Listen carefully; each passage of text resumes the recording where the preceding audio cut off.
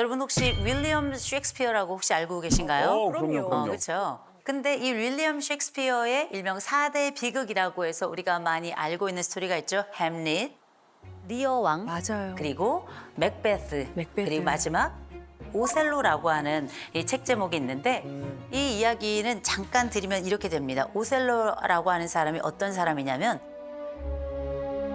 아프리카 무어인이었고 그래도 흑인이었습니다. 근데 굉장한 유명한 귀족의 딸인 데스데모나와 사랑에 빠집니다. 그리고 데스데모나와 아주 성대한 결혼식을 하고 키프로스라고 하는 섬에 총독으로 가게 됩니다. 근데 이 키프로스라고 하는 그곳에 굉장히 권력력이 강했던 이아고라고 하는 그 부하가 있었습니다. 이 이아고가 어떤 일을 하는가? 오셀로에게 이야기합니다. 데스데모나와 캐시아라고 하는 그쪽의 부하가 정분이 났습니다. 이렇게 이야기하고 의심이 시작됐죠. 그리고 이 오셀로가 데스데모나에게 주었던 사랑의 징표 그 손수건을 어떻게든 훔쳐서 캐시오가 갖고 있게끔 해요. 이걸 오셀로가 보게 됩니다. 이 의심은 늘어나고 쌓이고 뭉치고 뭉쳐서 결국은 이 오셀로는 데스데모나의 목을 조르게 됩니다. 데스데모나는 그렇게 죽게 되고 결국 안타깝게도 오셀로도 자결을 하게 됩니다. 너무 비극이다. 그래서 의처증 의부증을 일명 오셀로 증후군이다. 이렇게 부르게 된 겁니다. 오셀로 중고. 내 가족을 병들게 하고 내 배우자를 병들게 하는 바로 그 병 의처증 의부증 이야기를 한번 시작해 보려고 해요. 이건 단순한 질투의 문제가 아니에요. 이건 병입니다. 질환이기 때문에 이 질환을 우리는 때로 뭐라고 부르는가? 망상, 그중에서도 질투, 망상, 또 부정 망상 이렇게 부르는 거예요. 가장 핵심은 뭐냐? 근거 없이 이 사람을 감시하고 근거 없이 이 사람을 통제하고 이 사람에게 폭력을 행사하는데 이 모든 것들이 한 사람의 의심으로부터 빚어지는 결과라는 거예요. 그런데 이게 단기 한두 번으로 끝나는 게 아니라 지속되고 경우에 따라서는 평생을 따라가기 때문에 이걸 우리가 병이다라고 얘기하는 거거든요. 그래서 어른들 말씀하시죠. 의처증, 의부증은 죽어야 고쳐. 이런 얘기 많이 들어보셨죠? 맞아, 많이 봤어. 그러면 어떤 연령대에 이 의처증, 의부증이 많을까 궁금하시죠? 네. 전 연령입니다. 의심은 나이가 없어요. 그래서 90대에도 이 의부증, 의처증 때문에 상담받으러 오시는 분들이 계세요. 90대인데. 90대요. 때문에 상담받으러 오시는 분들이 계세요. 실제 제가 가장 초고령으로 이 의처증, 의부증 상담을 했던 케이스는 남자분이 94세, 어머. 아내가 91세예요. 아내가 91세예요. 94세인데도 91세 아내를 계속 때려요. 이유는 간단해. 동네에 지역에 있는 영감들 쳐다본다고. 아니, 눈이 있는. 이렇게만 해도.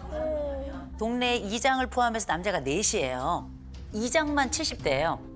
이장하고 바람이 났다고 생각하는데 아내가 91세예요.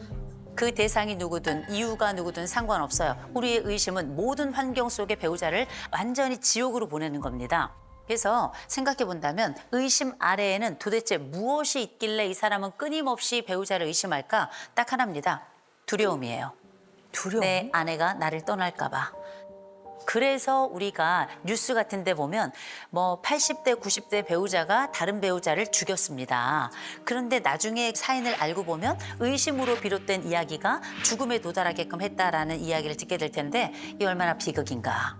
그 두려움이 94세에도 발생할 수 있는 거예요. 와.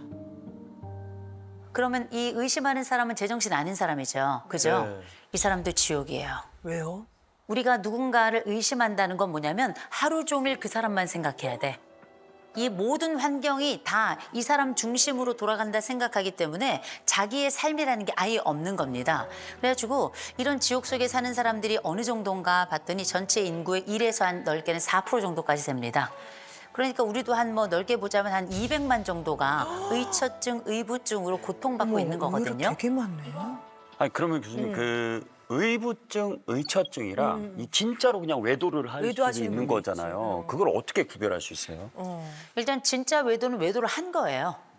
해버리는 거고. 그런데 의처증, 의부증은 뭐냐면 한 것 같아. 한 것 같아. 그런데 나중에는 분명히 한 게 맞아라고 근거 없는 여러 가지 상상들이 뭉쳐가지고 이 상황이 사실인 것 마냥 아주 돌변해 버리는 겁니다. 기정사실화가 되는 거예요. 그러니 외도도 한 적 없는데 이런 의심을 받으면서 근데 단순히 의심만 받겠어요? 일거수일투족을 다 검사받죠. 우리의 휴대폰을 우리가 누구를 만나는지 오늘 어떤 일을 했는지를 알지 않으면 궁금해서 견딜 수가 없어요. 그런데 어떻게 전화해. 안 받아? 할 때까지 받아. 500번. 하루에 1000번. 이렇게도 전화를 해요. 그런데 이 모든 순간이 전화를 하는 그 사람도 1000번의 지옥을 겪고 전화를 받는 그 사람도 1000번의 지옥을 겪게 된다는 겁니다. 자, 그러면 우리가 의처증, 의부증은 왜 알아야 되느냐? 간단합니다. 위험성이 크기 때문이에요. 내 배우자의 모든 일거수일투족 그 행실까지도 다 확인이 됐다 하더라도 믿지 않아요. 그러니까 무슨 일이 벌어져요? 정서적 학대가 일어나겠죠. 신체적 학대가 일어나겠죠. 심지어 가정폭력은 비일비재하게 일어나겠죠. 스토킹 일어나겠죠. 이런 지옥이 또 있을까 싶어요. 제가 상담했던 사례 중에 진짜 어이없던 사례가 있었습니다. 그게 뭐냐면 남편이 의처증이 생겼어요. 의처증이 생기는데 내 아내가 장인하고 부적절한 관계다 라고 의심을 하는 경우였어요. 딸이 아버지와 부적절한 관계라는 건 우리가 보통 말도 안 되는 얘기다. 심지어 이 아버지는 장애가 있어요. 장애가 있어서 왼쪽 다리를 잘 못 쓰셨거든요. 그 병을 돌보는 과정에 자주 만날 수밖에 없죠. 그러니 아버지가 보낸 거예요. 내 딸 고맙다. 너 같은 여자는 세상에 없을 거야. 이렇게 보낸 거예요. 그랬더니 이 남편이 의심을 시작했죠. 너 같은 여자는? 너 같은 딸은이 아니라 여자는? 하면서 그때부터 같이 붙어 있거나 병실에서 둘이 오래 있으면 그때부터 그 안에서 뭐 한 거야? 왜 40분을 있는 거야? 그 안에서 무슨 얘기를 한 거야? 왜 옷이 흐트러져 있어? 너 벗었구나. 이렇게 의심을 하는. 이렇게 의심을 하는. 이게 말이 됩니까? 이러니까 병인 거예요. 이러니까 병인 거예요. 결국 이 두 부부는 이혼했습니다. 그럼 이혼하면 되지 않느냐. 네. 이런 얘기 하시잖아요. 네네. 이혼한 뒤에도 찾아와서 죽여요. 이혼한 뒤에도 그 근처를 떠나지 못하고 그 근처에서 살면서 넌 날 배신했어. 그리고 급기야 넌 나를 버렸어. 그래서 너 때문에 내 인생은 끝났어. 그런데 어떻게 복수심이 차오르겠죠. 그 비극이 어떤 방식으로 끝나게 될지 우리는 예측할 수 없는 거고요. 무서워요. 이런 병적 질투라고 하는 게 그러면 모두 이렇게 심각한 수준인가? 그렇진 않아요. 여러 유형들이 있습니다. 첫 번째가 가벼운 의심형이에요. 어디 있어? 누구랑 있어? 언제 올 거야?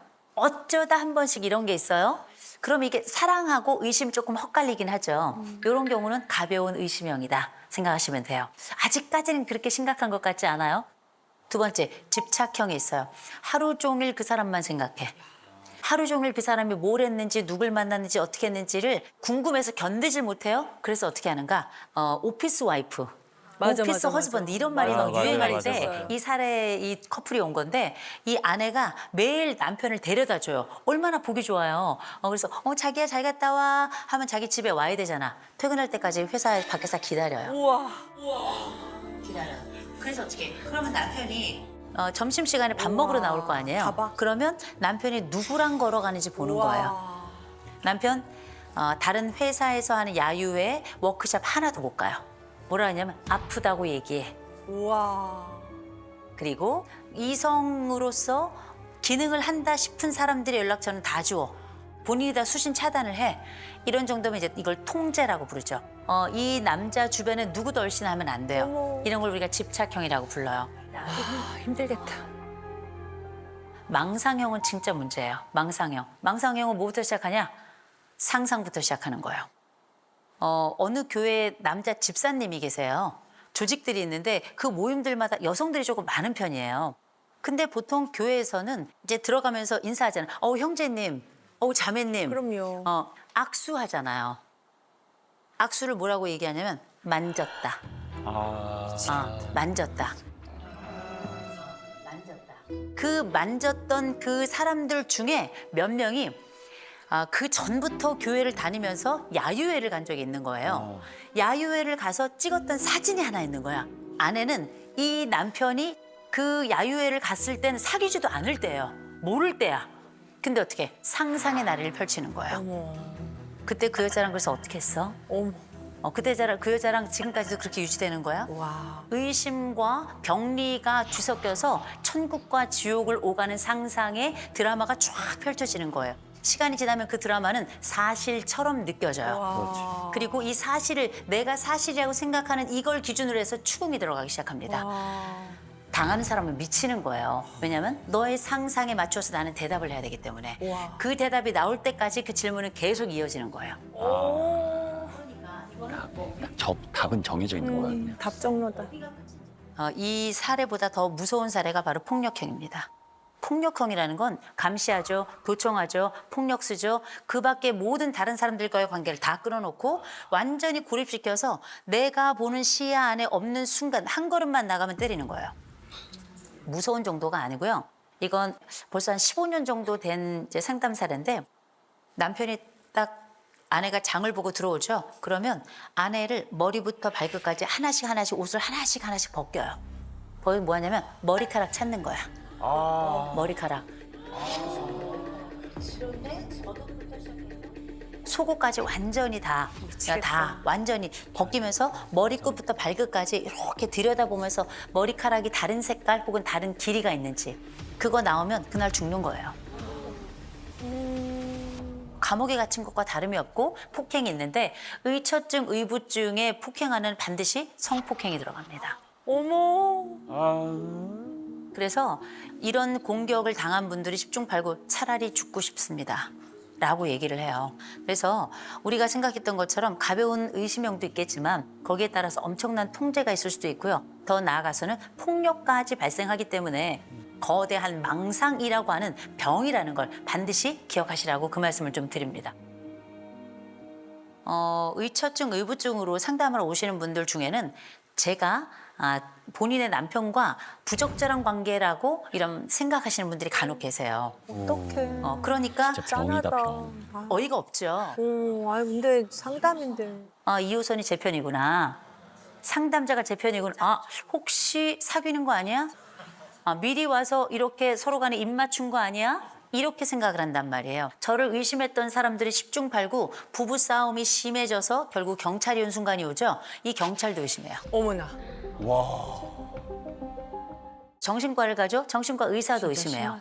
그래서 뭐 하냐면 이 의사하고 내 배우자가 서로 짝짝꿍이 돼가지고 결국은 나를 배제하고 오히려 나를 환자로 만든다. 이렇게 얘기를 하는 경우들이 10중 8구거든요. 못 고치겠다. 의사도 안 믿는다. 근데 보세요. 보통 배우자들이 얘기해요. 이 사람 좀 말 좀 듣게 해주세요. 설득 좀 해주세요. 제가 아니라는 걸 좀 이해를 좀 시켜주세요. 안 돼요. 여러분 생각해 보세요. 지금부터 여러분 콜라에 보면 하얀 배꼽 있죠? 네. 아시죠? 귀여워요. 지금부터 배꼽을 생각하지 마세요. 배꼽을 생각하지 마세요. 그럼 배꼽만 생각난다? 그러네. 배꼽만 그죠? 네. 더 하얘져, 지금. 심지어 더 커졌어. 커졌어. 고민이. 그죠? 배만 내가 막 살이 막 얼굴다가. 붙어요. 그죠? 이게 뭐냐면 배꼽 효과라고 부르는 거라 뭔 생각하지 말라 그러면 오히려 더 몰입을 하게 돼요. 진짜 그러네. 의심하지 마세요. 단 한마디도 전 하지 않아요. 의심하지 말란다고 해서 그 사람을 의심하지 않는 게 아니니까. 그래서 보통은 의부증, 의처증은 둘이 같이 앉혀놓고 상담을 하면 안 돼요. 와. 답이 안 나와요. 그래서 각각 5회 혹은 10회씩 따로 상담을 하고 나중에 만나서 같이 상담을 하거든요. 그 모든 상담을 할 때 의심하는 사람들에게 제가 하는 얘기가 있어요. 늘 말씀드립니다. 고통스럽죠. 사랑이 너무 힘들죠. 그러면 열이면 아홉은 옵니다. 진짜 고통스러울 것 같아. 다 나를 의심하는 사람, 미친 사람이라고 얘기하는데 내 스스로 나를 불태우고 있는 이 불의 지옥을 읽어주는 목말라 있는 나를 읽어주는 사람이 아무도 없거든요. 의처증이 됐건 의부증이 됐건 의심하는 사람을 상담자 편으로 이렇게 가져와야 같이 형성을 해서 그 길을 걸어갈 수 있는 겁니다. 믿을 수 있어야 이 사람을 믿고 같이 새로운 선택을 할 수 있잖아요. 그렇구나. 대개 저희가 상담을 할 때에는 의처증이나 의부증과 같은 질투망상이 있을 때는 최소 6개월이에요. 그 최소 6개월 동안 뭘 하냐면 규칙적인 생활은 굉장히 중요해요. 몇 시에 출근해, 그리고 몇 시에 전화해, 몇 시에 퇴근해, 내 오늘의 스토리를 이야기해 주는 거. 이게 일종의 루틴이 되게 하는 건 굉장히 중요합니다. 루틴을 만드는구나. 또 한 가지, 아내나 혹은 남편의 의심이 올라올 때마다 이 사람을 안심시키는 결정적인 문구를 만들어내야 돼요. 안심 문구. 안심 그게 뭐냐? 반복적으로 주어야 되는 확신의 문장을 가지고 있어야 돼요. 그런 얘기하지 마. 난 당신밖에 없어. 무슨 소리야 이 사람아. 뭐 누구 영숙이 헛소리하지 마. 그렇게 이상한 여자를 당신하고 비교하지 마. 이렇게 하잖아요. 참 이상해요. 이 연극 같은 상황이 이 사람을 안심시켜요. 이 적어도 두 가지. 안심을 위한 구조, 생활 구조를 가지고 이 사람이 예측할 수 있도록 하는 거. 그래야 의심은 줄어들고 고통도 줄어든다. 이거 굉장히 중요하다고 말씀드리고요. 또 하나는 우리가 의처증, 의부증이 그 사람에게만 있다고 착각하지 마세요. 내가 의처증이에요. 내가 의부증이고. 그래서 나도 모르게 하루 종일 의심하고 있다면 내 스스로 전문가를 찾아가야 돼요. 이때는 반드시 증상이 시작된 거기 때문에 나 아프구나.